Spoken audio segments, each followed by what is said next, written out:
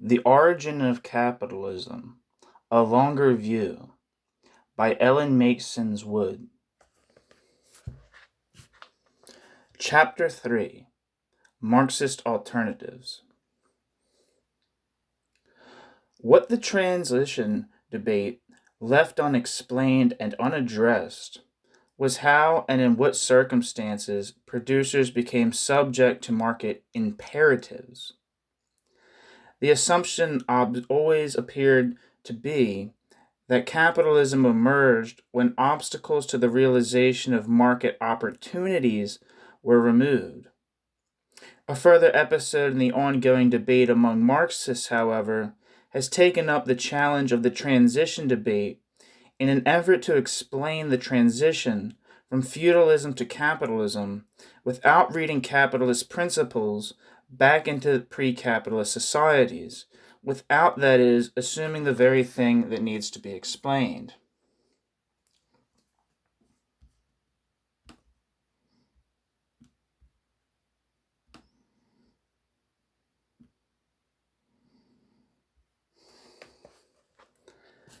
The Brenner Debate.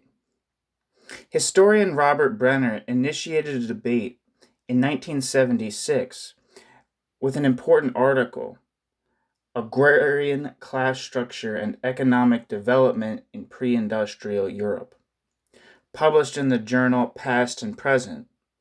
That article took aim at two influential models of historical explanation.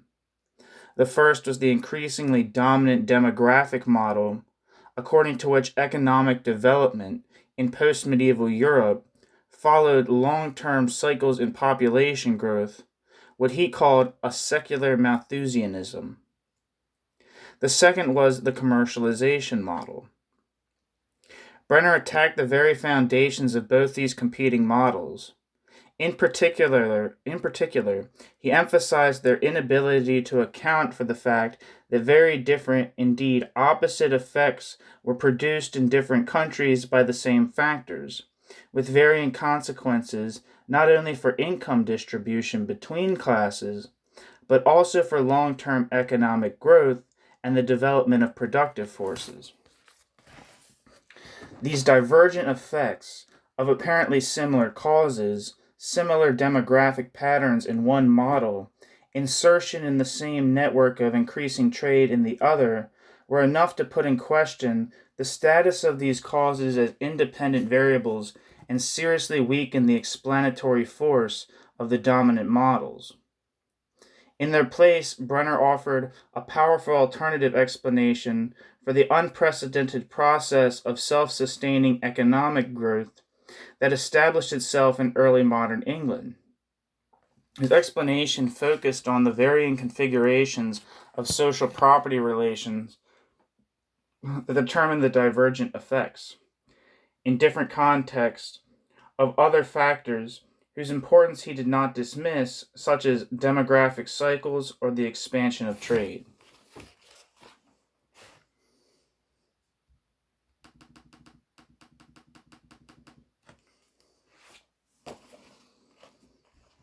Brenner was clearly influenced by Maurice Daub, and in terms of the original transition debate, he was clearly more on Daub's side than on Sweezy's. At the same time, like Sweezy, he was troubled by certain aspects of Daub's argument. In his effort to explain the origin of capitalism without assuming its prior existence, Brenner concluded that there was no already existing capitalism, even in embryonic form, to challenge feudalism, and this applied not only to pre-capitalist forms of trade, but also to petty commodity production, treated in the same manner of Daub and Hilton as a kind of proto-capitalism. Like Sweezy, he took as his starting point the tenacity of feudalism, criticizing other accounts of the transition for neglecting the, quote, internal logic and solidity, end quote, of pre-capitalist economies, and for proceeding as if economic actors will adopt capitalist strategies when given the chance, a criticism that applies not only to the commercialization model, but in some ways even to the theory of rising petty commodity production.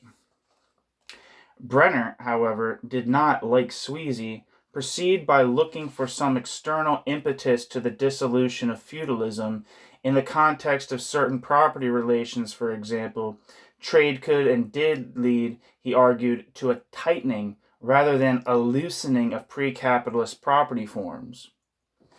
Instead, like Maurice Dobb and R.H. Hilton, Robert Brenner looked for a dynamic internal to feudalism. And here is the major difference between his approach and theirs. What he was explicitly looking for was an internal dynamic that did not presuppose an already existent capitalist logic.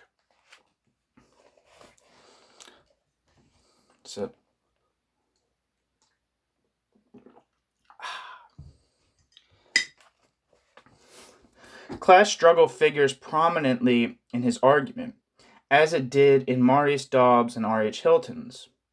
But with Brenner, it is not a question of liberating an impulse toward capitalism. Instead, it is a matter of lords and peasants, in certain specific conditions peculiar to England, involuntarily setting in train a capitalist dynamic while acting in class conflict with each other to reproduce themselves as they were. The unintended consequence was a situation in which producers were subjected to market imperatives. So Brenner really did depart from the old model and its tendency to assume the very thing that needed to be explained. Brenner's explanation has to do with the very specific conditions of English property relations, and he emphasized not just the specificity of Europe in relation to other cases, but the difference among various states in Europe. In other words, the distinctive conditions that, for example, Michael Mann attributes to Europe in general in the Middle Ages are, for Brenner, not enough to explain the development of capitalism or the specificity of the process of self-sustaining economic growth that emerged in England. In fact, his argument makes it clear that the dissolution of feudalism had more than one outcome in Europe. In particular, capitalism in England and absolutism in France. An absolutism that was not, as it was for Perry Anderson, simply a transitional phase in a more or less unilinear path toward capitalism. In England, an exceptionally large proportion of land was owned by landlords and worked by tenants whose conditions of tenure increasingly took the form of economic leases, with rents not fixed by law or by custom, but responsive to market conditions. It could even be said that there existed a market in leases. The condition of tenure were such that the growing numbers of tenants were subjected to market imperatives, not the opportunity to produce for the market and to grow from petty producers into capitalists, but the need to specialize for the market and to produce competitively, simply in order to guarantee access to the means of subsistence and to the land itself. This was in contrast to peasants, who, because they remained in direct possession of their means of subsistence, were shielded from competition and the compulsions of the market, even if they engaged in market exchange. At the same time, landlords in England were also in a special position. Although the landlords in England controlled a uniquely large proportion of the best land, they did not enjoy and did not really need the kinds of extra economic powers on which, say, the French aristocracy depended for much of its wealth. The English ruling class was distinctive in its growing dependence on the productivity of tenants, rather than on exerting coercive power to squeeze more surplus out of them. In other words, English property relations had what Brenner calls their own distinctive rules for reproduction. But direct producers and landlords came to depend on the market in historically unprecedented ways just to secure the conditions of their own self-reproduction. These rules produced their own distinctive laws of motion.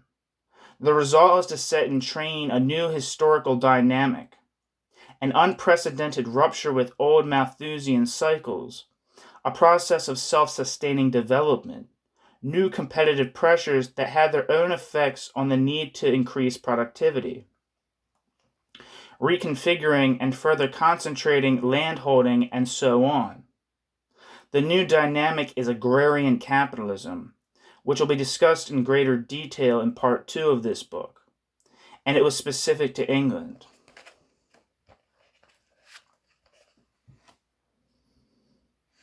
One second.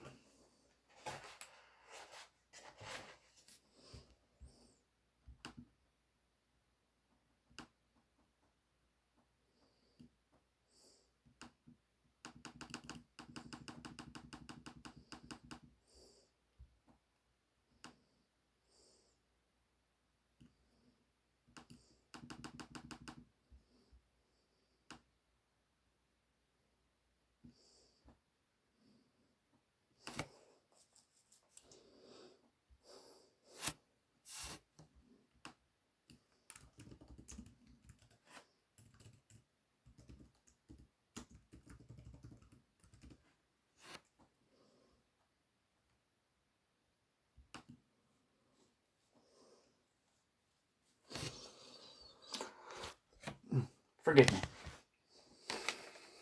I had a video uploading and it demanded immediate action, so forgive me. Now, where the hell was I? Although Brenner was clearly influenced by Dobb and Hilton, the difference between his argument and theirs should by now be clear. The operative principle in his argument is compulsion or imperative, not opportunity. If, for example, the petty commodity producer or yeoman farmer plays a major role here, it is not as the agent of an opportunity, but as the subject of an imperative. Yeomen were typically the very kind of capitalist tenants who were subject to competitive pressures, and even owner-occupiers would be subject to those pressures once the competitive productivity of agrarian capitalism set the terms of economic survival. Both landlords and tenants came to depend on success in the market, as the former relied on the profits of the latter for their rents.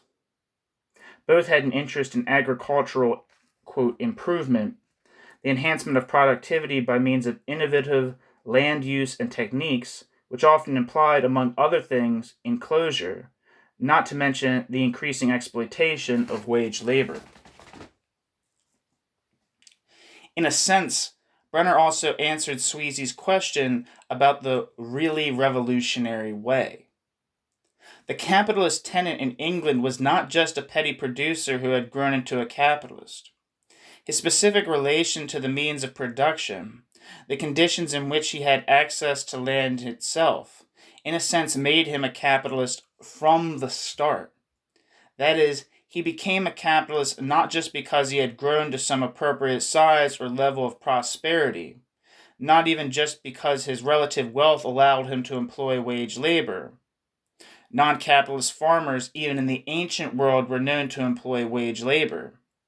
But because his relations to the means of his own self-reproduction from the outset subjected him, together with any wage laborers he may have employed, to market imperatives. There have been various criticisms of Brenner, and some of the local disagreements about specific historical points are no doubt well taken. But let me just briefly outline some of the more general criticisms that have implications for the larger issues in the transition debate. Brenner's critique of earlier explanations had been, above all, that they took as given precisely those features of capitalism that required explanation, invoking, in circular fashion, some kind of pre-existing capitalism in order to explain the emergence of capitalism. The criticisms leveled against him in the Brenner debate tended to repeat that mistake, not really defending so much as simply reproducing the presuppositions he had challenged. His critics, including both demographic historians and some Marxists, argued against him from a vantage point that took for granted the very aspects of capitalism he had sought to explain. So, for example, the dean of demographic historians, Emmanuel Leroy-Ladurie, attacked Brenner for conflating economic and political factors by talking about surplus extracting classes and ruling classes as if they were one and the same. A Marxist historian, Guy Boy, I don't know how you say that, Guy Boy, I don't know, I was used to saying Guy Debord, and I said Guy Debord, so I think Guy might be pronounced Guy in French. I don't know, it's not important. Unless you're a French expert, then I'm sorry for butchering French pronunciation. Guy Boy took exception to the quote voluntarism of Brenner's quote political Marxism, which he maintained neglected economic factors altogether. The latter account of Brenner's argument seemed to be reinforced in the introduction to the volume by R.H. Hilton, who, in diplomatic and more or less coded disagreement with Brenner, presented the issue between the varieties of Marxism represented respectively by Boy and Brenner as having to do with the relative weight given to forces as distinct from relations of production. The, quote, whole mode of production, end quote, as distinct from just class conflict. Economic factors as distinct from simply political ones. Hilton, despite his own tremendous contributions to the history of class struggle, seemed to be hinting that Brenner had leaned too much in the, quote, politicist direction.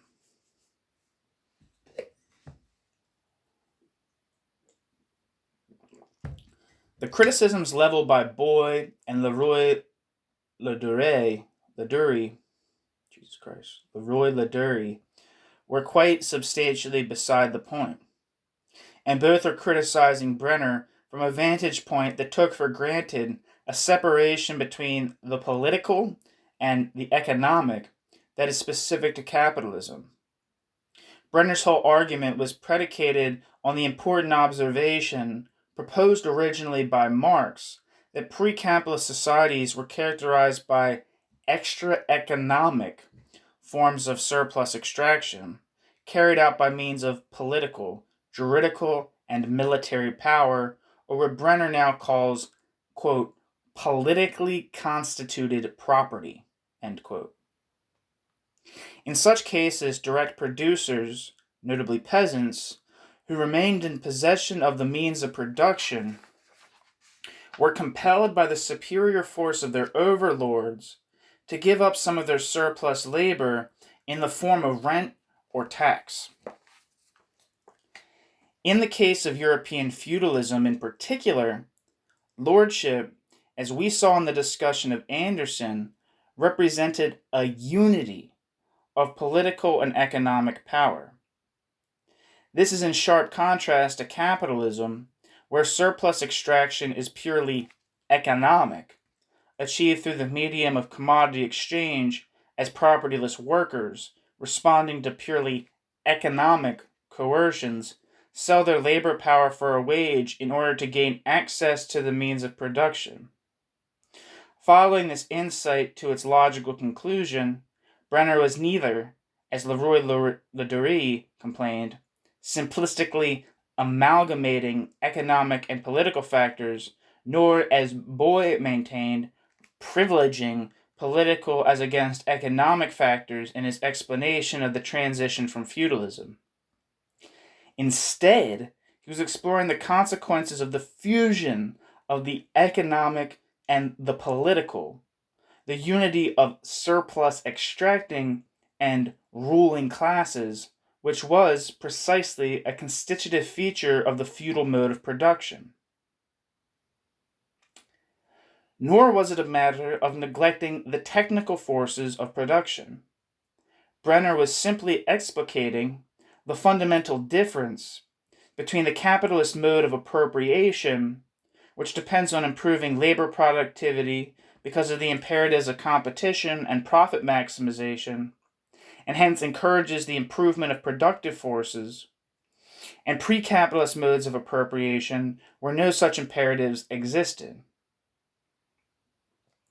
These earlier modes were not driven by the same requirement to improve the productivity of labor, because surplus appropriation by dominant classes depended not on increasing the productivity of the direct producers, but on strengthening the appropriators' coercive power to squeeze more surplus labor out of the producers. Brenner's principal questions then were these. How was it that old forms of politically constituted property were replaced in England by a purely economic form? And how did this set in train a distinctive pattern of self-sustaining economic development? Since the Brenner Debate, other criticisms have surfaced. First, there's a general criticism of the very idea that English agrarian relations were distinctive enough in the 17th or even the 18th century to justify calling them agrarian capitalism. There are two different kinds of argument against the idea of agrarian capitalism. One has to do with whether English economic growth really was distinctive, whether, in particular, English agriculture, even in the 18th century, was distinct, specifically in its drive to improve productivity. Why, for example, some critics have asked, was French agricultural productivity in the 18th century roughly equivalent to that of English agriculture? The second objection has to do with wage labor. Since capitalism is defined, above all, by the exploitation of wage labor, some critics say, is it not a decisive argument against the concept of agrarian capitalism, or at least against its existence in the 17th century, that England was not yet a predominantly wage-earning society, that the permanent and regular wage laborers were still very much in the minority? What about the processes of expropriation and proletarianization, the differentiation of the English peasantry into prosperous farmers on the one hand and a propertyless class on the other? Do these processes not belong to the prehistory of capitalism? The first objection about agricultural productivity in France misses the point. It turns out that what these critics mean is that French agricultural production in the 18th century achieved total outputs and or land productivity roughly equivalent to English agriculture. But consider the fact that it took fewer people in England than in France to produce the same outputs, so that England could, for example, feed a proportionately larger urban population with fewer people engaged in agricultural production. This means that the so-called equivalence of French and English productivity, far from challenging the distinctiveness of English property relations and agrarian capitalism, actually confirms it. These same distinctive conditions created both a potential Sorry, getting too excited here. Lord, give me strength. These same distinctive conditions created both the potential non-agricultural labor force and the potential mass market for the most basic necessities and cheap consumer goods, which were essential conditions for the development of industrial capitalism. How, then, is Brenner's argument affected by the other question about the extent of wage labor? The problem here is not only an empirical one. We can agree that the extent of wage labor was limited in early modern England, especially regular and permanent, as distinct from casual or seasonal wage labor. And we can agree that the process of expropriation and proletarianization was by definition absolutely central to the story of capitalism. But here, too, there is a begging of the question, and here again Brenner sets out to explain what others have taken for granted. Brenner does not assume that a pre-existing division between rich and poor peasants, such as has existed at other times and places, would inevitably lead to polarization into rich farmers and dispossessed laborers. For example, both England and France in the later 15th century possessed a middle peasantry with relatively large holdings. It might be added here that even in the 16th century, agricultural productivity in the two cases was not yet clearly different either. Yet from this common starting point, they diverged in substantially different historical directions.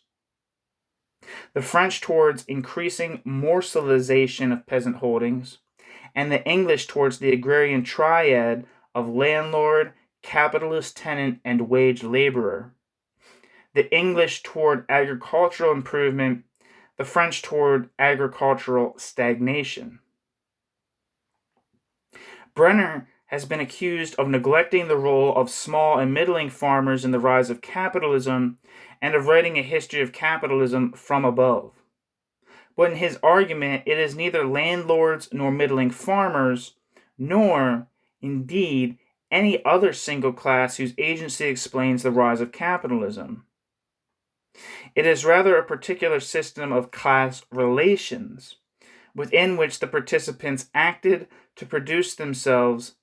It is rather a particular system of class relations, within which the participants acted to reproduce themselves as they were, with the unintended consequence of setting off a process of development that gave rise to capitalism.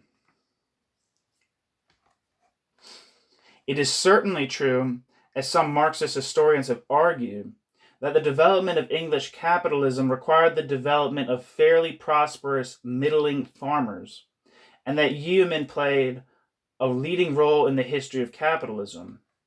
It is, however, another matter to suggest that once small commodity producers had thrown off the feudal fetters preventing them from growing into larger commodity producers, prosperous enough to employ wage labor, the advent of capitalism was more or less guaranteed.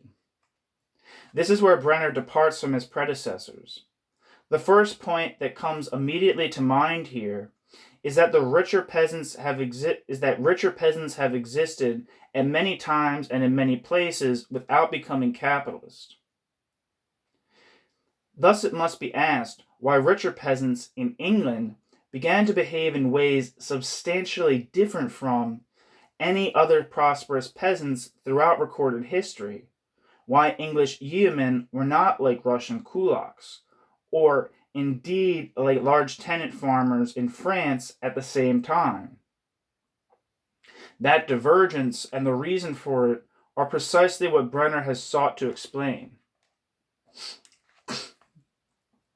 Brenner does not assume that the English ruling class could simply have expropriated small farmers by brute force, or that they would have done so even if they could, in the absence of very specific economic conditions that made the dispossession of small producers not only possible, but also profitable.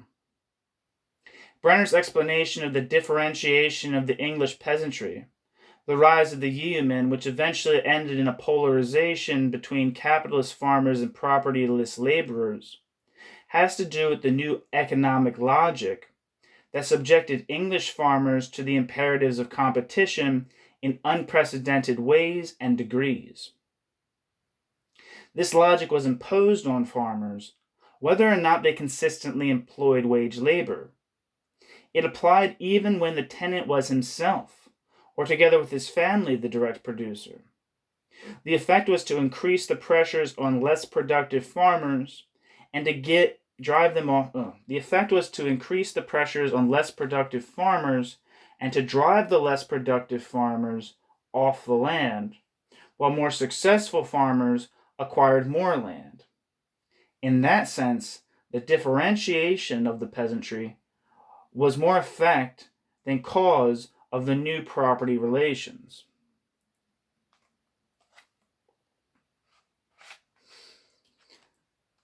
This is a particularly important point. Brenner makes it clear that direct producers could be deprived of non-market access to the means of their own self-reproduction, even while remaining in possession of the means of production, and that such a condition subjected them to the demands of the market. To reiterate the indispensable contrast we have been drawing here, peasants elsewhere and at other times had availed themselves of market opportunities, but English farmers were distinctive in their degree of subjection to market imperatives. Brenner set out to explain why and how this came to be so, how producers were deprived of non-market access to the means of their self-reproduction and even to land itself, how landlordly forms of exploitation were transformed from extra-economic surplus extraction to the appropriation of capitalist rents, how it came about that both landlords and tenants were compelled and enabled to move in response to the imperatives of competition, how new forms of appropriation established new compulsions, and how those compulsions condition the differentiation, and in large part the dispossession of the peasantry. This happened through purely economic pressures of competition no less than through more direct coercion by landlords with a new kind of economic interest in large and concentrated holdings. A mass proletariat was the end, not the beginning of the process. It cannot be emphasized enough that for Brenner, the market dependence of economic actors was a cause, not a result of proletariatization.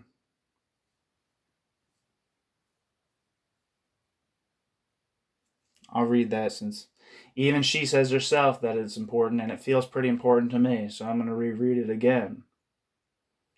A mass proletariat was the end, not the beginning of the process. It cannot be emphasized enough that for Brenner, the market dependence of economic actors was a cause, not a result of proletarianization. Brenner goes further than previous Marxist accounts in explaining the specificity of capitalism, especially in his argument that the distinctive dynamics of capitalism come into play when producers become market dependent and therefore subject to the imperatives of competition, which happens even without their complete separation from the means of production, when their access to the means of subsistence becomes dependent on the market. This has important theoretical implications for our understanding of capitalism in general, as well as for our understanding of capitalist history. The great strength of Brenner's historical argument is that it emphasizes the specificity of the process that brought capitalism into being, and with its new and historically specific economic logic, and that he makes a convincing effort to explain how it came about.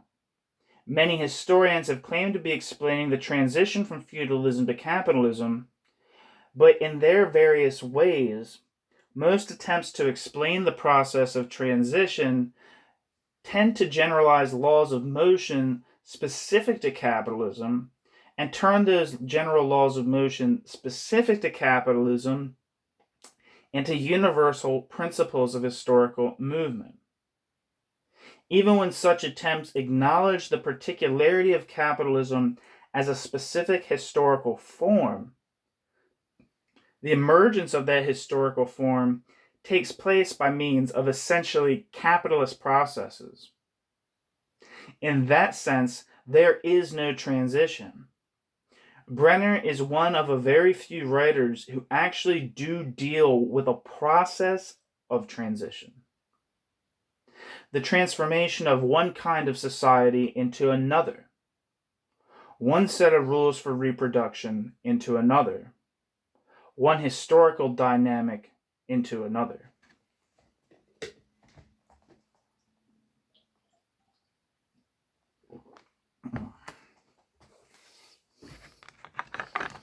My voice is sounding sexy tonight.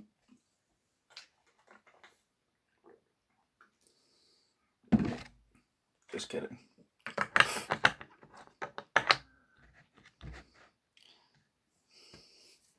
It sounds like beds.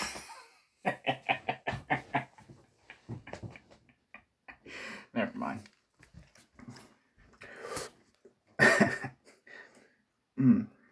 Okay, next section. Brenner and Bourgeois Revolution. One final criticism of Brenner is especially revealing. Some years after the original Brenner Debate, Brenner published Merchants and Revolution in 1993. A major study of early modern England that considered the role of the merchants in the English Revolution. Several critics quickly seized on the fact that Brenner was attributing an important revolutionary role to merchants. After insisting that capitalism was born in the countryside, they argued, Brenner has had to acknowledge the bourgeoisie and bourgeois revolution after all. Among the foremost exponents of this view was Perry Anderson. There is, he argued, in a review of the book, a, quote, deep paradox in Brenner's work. A fundamental contradiction between his original thesis on the origins of capitalism and his latest work on merchants. A quote from Perry Anderson. This is the quote, not what I just said. This is the quote now. Quote, here, if ever, were revolutionary bourgeois. The species declared a fiction in France was bel et bien a reality in England, 100 years before the convention. There is a nice irony that it should be massive historical evidence running against, not with, a theoretical conviction which has brought a Marxist scholar to this conclusion. The detractor of the significance of merchant capital in principle has been the first to establish, in spellbinding detail, its role as a demiurge in practice. End quote. Perry Anderson.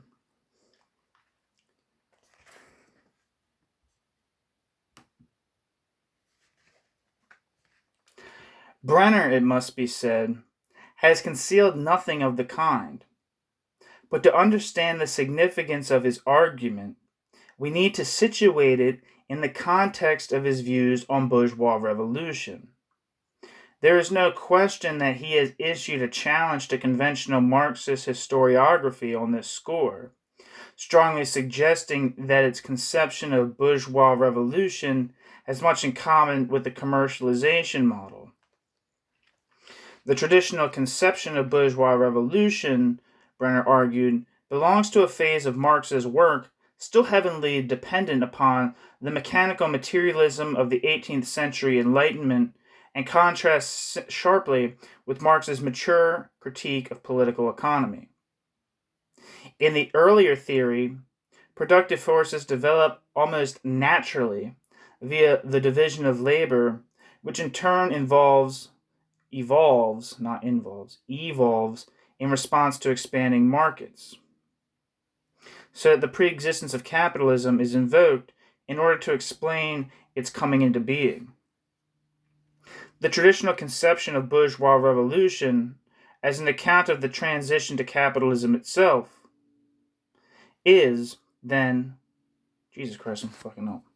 The traditional concept of bourgeois revolution as an account of the transition to capitalism is then self-contradictory and self-defeating, because on its own assumptions it renders revolution doubly unnecessary.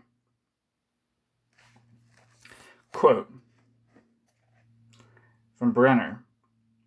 First, there is no transition to accomplish, really, since the model starts with bourgeois society in the towns, foresees its evolution taking place by way of bourgeois mechanisms, and has feudalism transcend itself in consequence of its exposure to trade.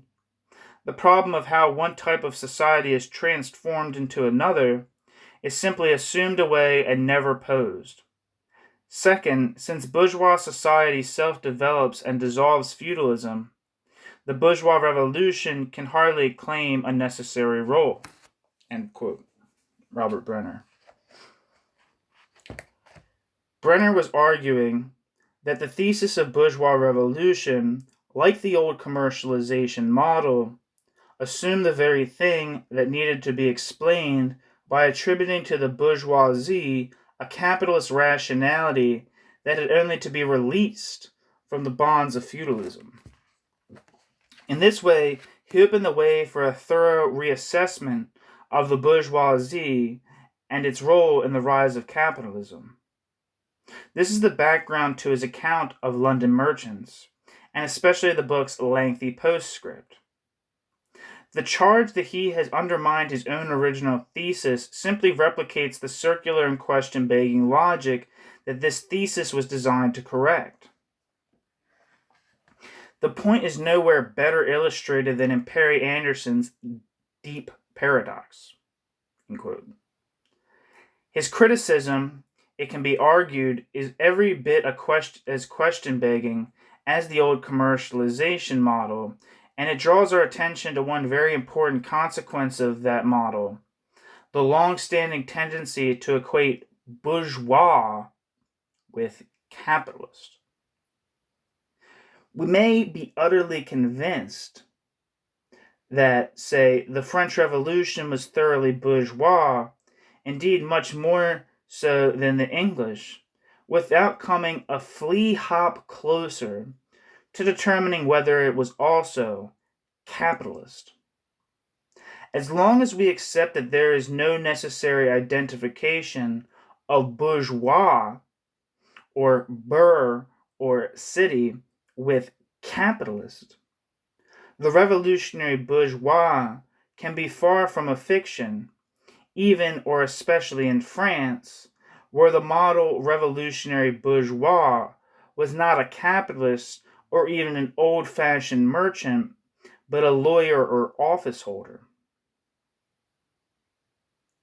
At the same time, if the revolutionary bourgeois in England was inextricably linked with capitalism, it is precisely because capitalist social property relations had already been established in the English countryside. There is, of course, much that Brenner does not do. One especially important point demanding exploration is that although the commercialization model may be fatally flawed, capitalism did emerge within a network of international trade and could not have emerged without that network. So a great deal still needs to be said about how England's particular insertion into the European trading system determined the development of English capitalism.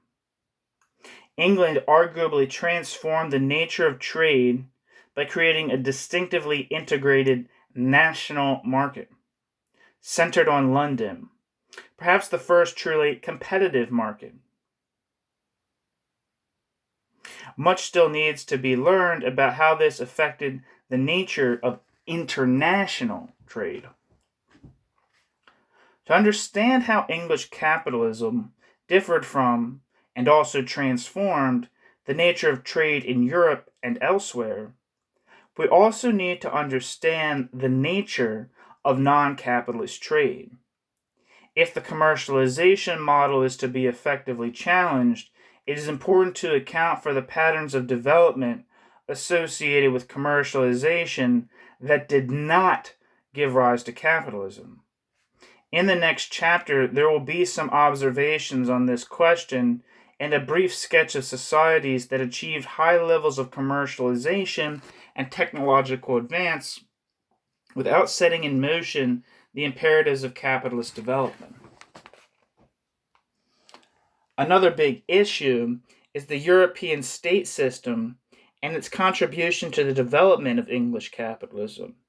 Together, the system of trade and the state system operated as the conduit through which England was eventually able to transmit its competitive pressures to other states and economies, so that non-capitalist states could become engines of political development in response to these external pressures, geopolitical and military as well as commercial.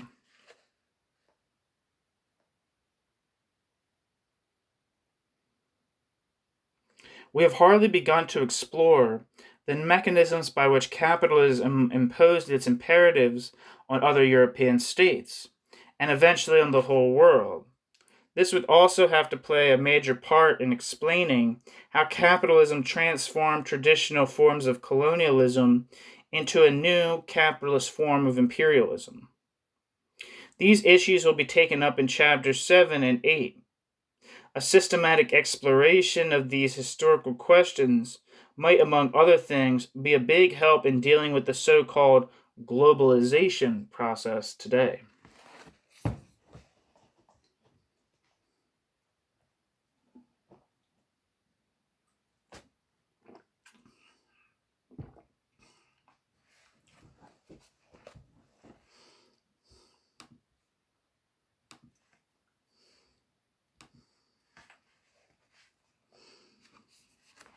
E.P. Thompson.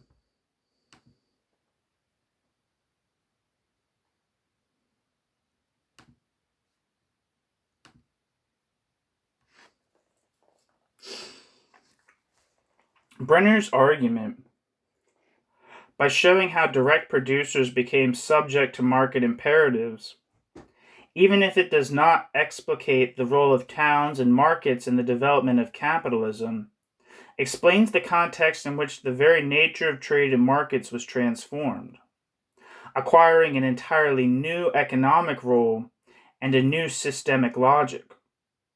This happened long before industrialization and was a precondition of industrialization.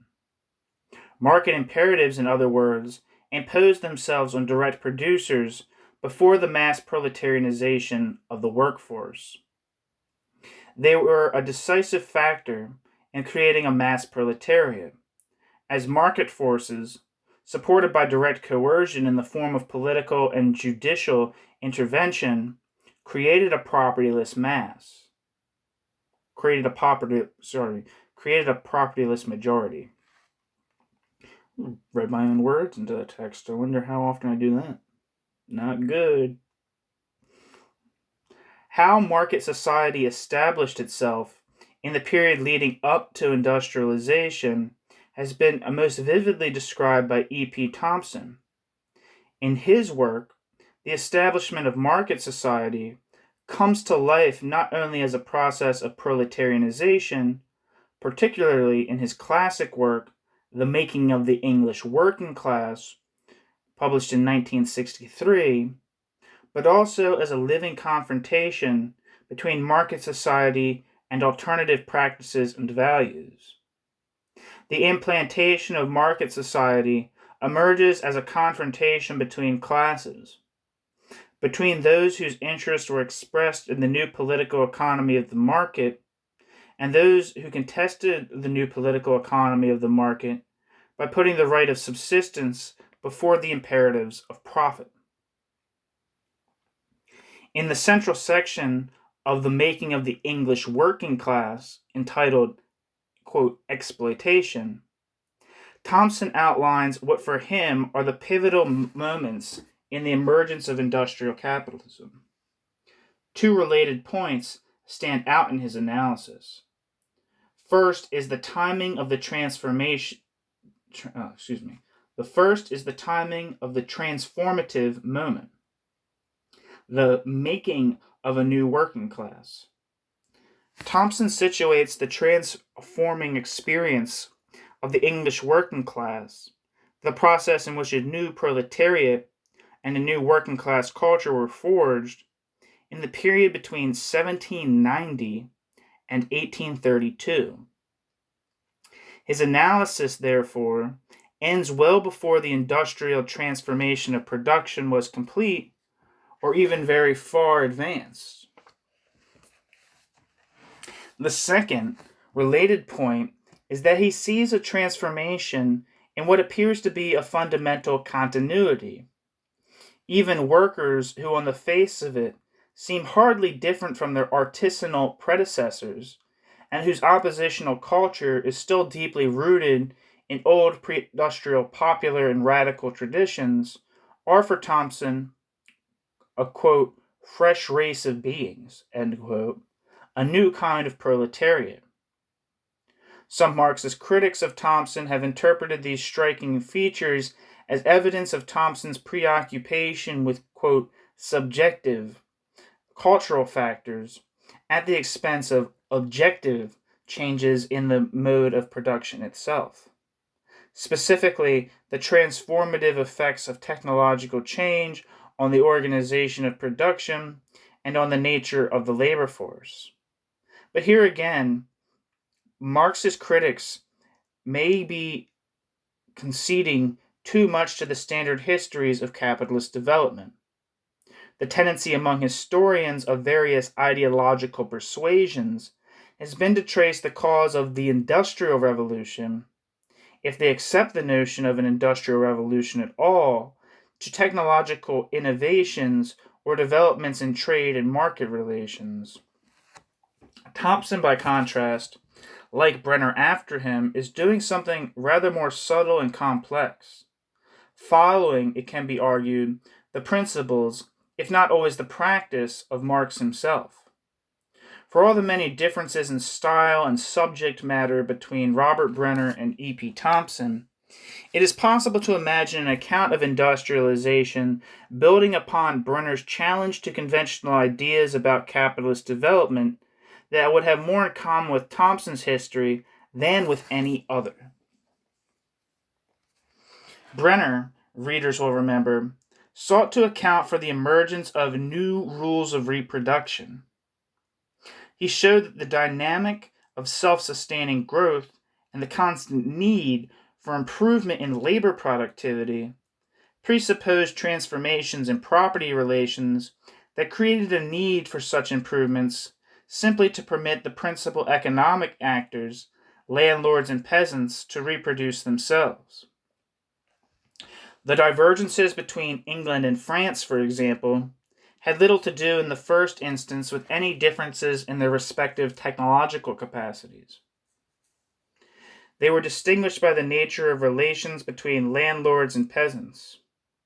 One case demanded enhancements of labor productivity, the other did not, and in some ways even impeded the development of productive forces. The systematic drive to revolutionize the forces of production was result more than cause. I've had this in the back of my head while I've been reading this. There's a part in one of Moise Pistone's lectures where he says people generally assume that human beings have always tried to save time, and that's not true. And that it takes a specific way of organizing society where the imperative to save time, to improve technology, and make this kind of changes, it requires a social forces that are not that are beyond the will of particular producers. Interesting. So I was just remembering that. I felt like I should get it out. I generally just wonder about the relationship between political Marxism and value form analysis and their emphasis on the specificity of capitalist forms that are and their fundamental uniqueness compared to other historical systems of human reproduction. I don't know. Sorry. No one cares what I think. Just riffing. Can I riff? Thompson's account of industrialization is rooted in the same perception. His purpose is to explore the consequences of specifically capitalist modes of exploitation. Among those consequences in the period of transition to industrial capitalism was the intensification of labor and work discipline. What creates the drive to intensify exploitation was not the emergence of steam or the factory system, but rather the need inherent in capitalist property relations to increase productivity and profit. Those capitalist imperatives, I'm a mess, were imposed on traditional forms of work no less than on the new forms of labor, on artisans still engaged in pre-industrial production no less than on factory hands. Quote, large-scale sweated outwork, quote, Thompson argues, was, quote, intrinsic to this revolution as was factory production in steam, end quote. A common experience of capitalist imperatives and capitalist exploitation is what made it possible for diverse kinds of workers to join in class organizations and create a new kind of working class culture. To be sure, these imperatives were bound to transform the organization of production and the nature of the working class, but the factory system was result more than cause. Here Thompson is pursuing the distinction made by Marx between the formal and the real subsumption of labor by capital. In the first instance, capital appropriated surplus labor from workers still engaged in traditional forms of production. This form of exploitation was driven by capitalist imperatives, its compulsion of competition and accumulation, but those imperatives did not at first transform the technical process of production. We may want to say that capitalism did not reach maturity until capital had transformed the labor process itself, specifically to meet the needs of capital. That is, until capitalism assumed its industrial form. But we can nonetheless recognize that industrial capitalism was the result, not the cause, of capitalist laws of motion. So the answer to those like Perry Anderson, who have wondered why Thompson, after the making of the English working class, moved back into the 1700s instead of forward, beyond the 1830s to a fuller account of industrialization, is that he was trying to explain the establishment of capitalism as a social form, not some neutral technical process called industrialization. Thompson was particularly interested in the 18th century as the moment when the capitalist transformation of property relations was being consolidated and was playing itself out in the articulation of a new capitalist ideology, more self-conscious and explicit than ever before. It was also a moment when the new economic principles had not yet taken full shape as a hegemonic ideology. The political economy of the market, which would soon infiltrate even some of the most radical opposition to capitalism. Thompson suggests that in 18th century England, the market was in fact the main arena of struggle. This was so for reasons very specific to this transitory moment in English history. On the one hand, this was a moment of free labor, subject neither to pre-capitalist, extra-economic forms of domination, nor as yet in general to the new disciplines of the factory, so that people for a short time still controlled their own immediate relations and modes of work.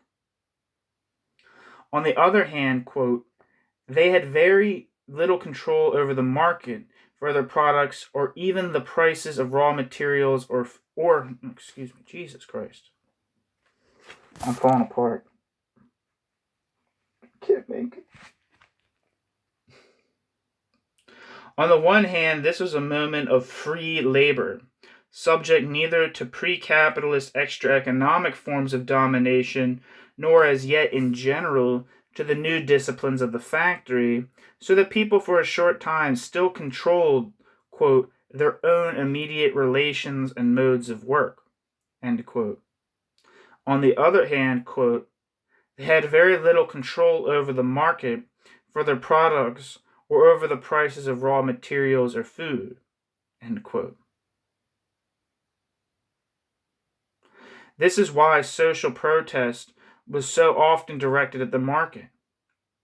People, often women, opposed not only unjust prices, but also illegitimate and immoral market practices designed to increase profit, which from the vantage point of market society and capitalist rationality seemed perfectly normal today, but which violated certain customary expectations about rights of access to means of life. In some of these protests, we can also see opposition to the transformation of the market from a visible, more or less transparent institution into an invisible hand. The market that people were most familiar with was a physical place where some put commodities on offer for others to buy according to principles governed to some extent by custom, communal regulation, and expectation about the right to subsistence. Now it was becoming a mechanism beyond communal control, as the transparency of market transaction was supplanted by the mysteries of a, quote, self-regulating market, the price mechanism, and the subordination of all communal values to the imperatives of profit. Thompson also shows how the new ideology of political economy, including new conceptions of property and the ethic of profit, was increasingly enforced by state repression. The courts would put the proprietor's rights to profit to increasing productivity above other kinds of right, such as the customary use rights long enjoyed by non-owners, or the right to subsistence. And the civil authority reacted more violently, especially in the wake of the French Revolution, to protest against unjust prices and market practices. Coercion by the state, in other words, was required to impose the coercion of the market.